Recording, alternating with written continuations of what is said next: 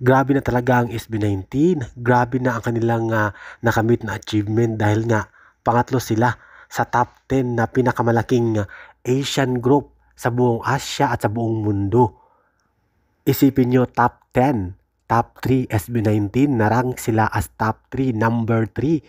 I don't ever slow up, no I don't take shit. I got no love for the fakeness. If you wanna play tough and wanna hate this, I'll always show up. I don't ever slow up, no.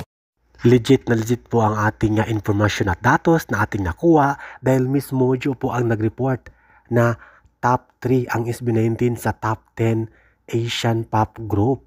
O diba? At ang Miss Mojo ay ang pinakamalaking YouTuber at content creator sa buong Amerika. Sila ay may YouTube channel na kung saan milyon-milyon ang kanilang subscribers at followers, na kung saan legit na legit ang kanilang mga datos at informasyon tungkol sa kanilang mga research. Ito nga ang top 10. Kaya naman nakaka-proud bilang Pinoy dahil isang SB19 boys ang pasok sa top 3 ng top 10, isang American YouTuber at channel sa YouTube ang gumawa ng survey.